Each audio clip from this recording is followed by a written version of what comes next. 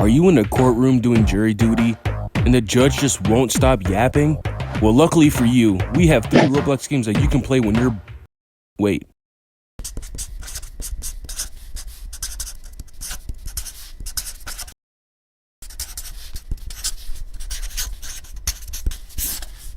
Alright, here we go. Here's some Roblox games you can play when you're bored.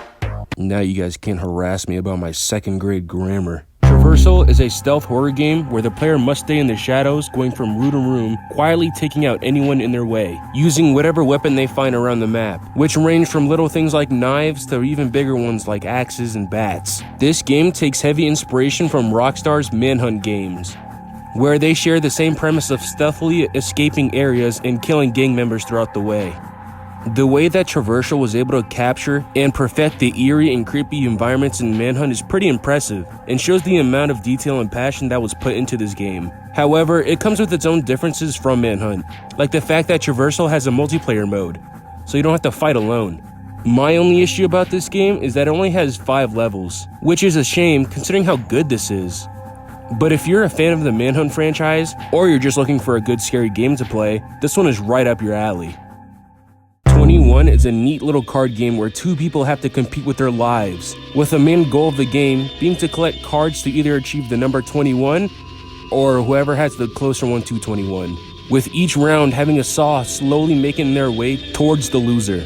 The saw moves based on the numbers shown on the side of the saw, with each round increasing the number. But with the use of trump cards, you can manipulate things in the round, such as the required numbers to win, the number of distance on the saw, and the ability to add or remove cards and so on. And whoever is the loser at the very end of the round gets a nice little kiss from the saw itself.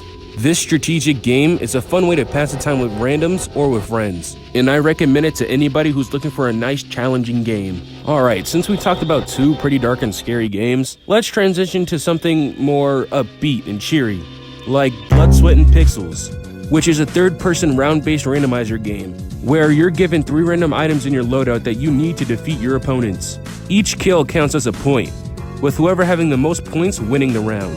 The 3 weapons that are given to you are categorized as melee, ranged, and special. And there's some pretty cool weapons in here that you could obtain, like a spellbook, or just some downright wacky stuff like a trash can. After each round, you'll be given a good chunk of change that can be used in a cosmetic shop, where you can get some emotes, taunts, and other cool stuff. So if you're looking for your next shooter game that you want to sink hours into, try out this game. Alright, that concludes another video. If you have any games you would like to see me cover for another video, leave them down in the comments below. And while you're down there, don't forget to subscribe too. Did the subscribe button change at all? Hold on, let me say it one more time. Subscribe! Alright, did it change now? Here, hold up, I got you. Subscribe! Subscribe! Subscribe!